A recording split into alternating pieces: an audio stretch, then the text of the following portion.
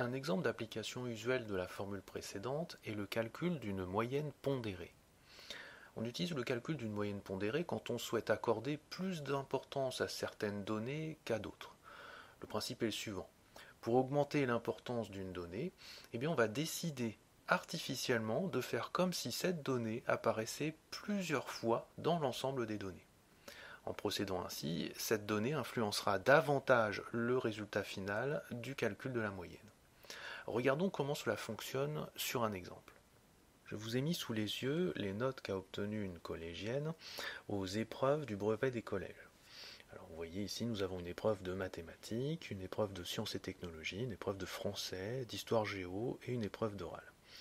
Et chacune de ces matières, vous voyez, est affublée d'un coefficient. 2 pour les mathématiques, 1 pour les sciences et technologies, 2 pour le français, 1 pour l'histoire géo et 2 pour l'épreuve orale. Alors que signifient ces coefficients? Ils disent par exemple que la note de mathématiques va compter pour 2 notes. La note de sciences et technologies va compter pour une seule note. La note de français va compter pour 2 notes. La note d'histoire géo pour une seule note. Et la note d'épreuve orale pour 2 notes. Pour calculer la moyenne de ces notes, nous allons devoir tenir compte de ces coefficients. Alors faisons le calcul. La note de mathématiques compte pour 2 notes. Donc nous allons écrire 2 fois 18. La note de sciences et technologies ne compte que pour une seule note, donc 1 fois 15.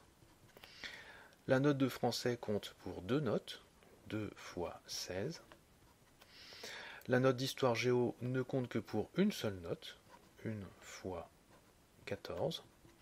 Et l'épreuve orale compte pour 2 notes, donc 2 fois 18.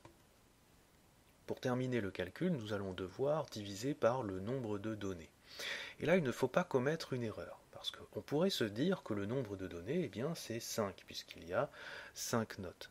Sauf que si on raisonne comme cela, on effectue une erreur, parce que certaines données comptent pour 2. C'est le cas des mathématiques, du français et de l'épreuve orale.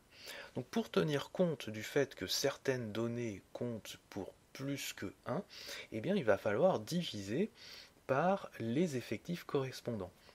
Donc ici, on va diviser par 2 plus 1 plus 2 plus 1 plus 2. Donc 2 plus 1 plus 2 plus 1 plus 2.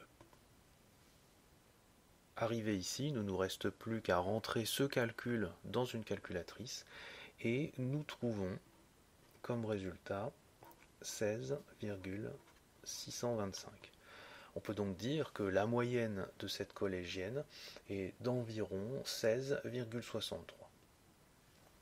Si on formalise ce que nous venons de voir sur un exemple, nous pouvons dire que si nous disposons de données réelles, x1, xp, et de coefficients n1, np, la moyenne pondérée de ces données par les coefficients n1, np se calcule par la formule x bar est égal à n1 x1 plus n2 x2 plus 3 petits points np xp divisé par n1 plus n2 plus 3 petits points np.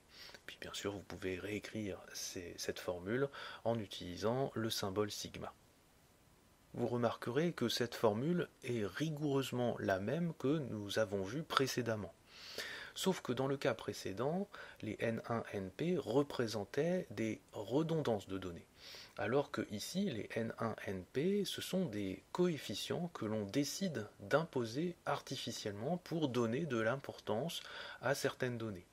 Donc la formule, elle, ne change pas, mais le cadre, lui, n'est pas le même.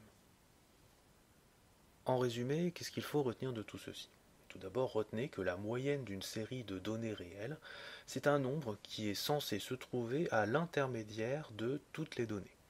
Il existe plusieurs manières de calculer une moyenne, mais celle que l'on emploie le plus fréquemment, c'est ce que l'on appelle la moyenne arithmétique.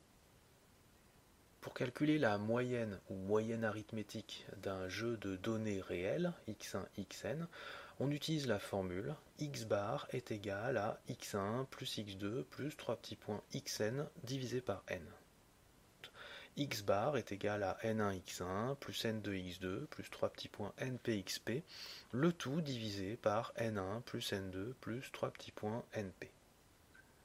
Enfin, retenez comment calculer une moyenne pondérée lorsque vous voulez accorder plus d'importance à certaines données qu'à d'autres.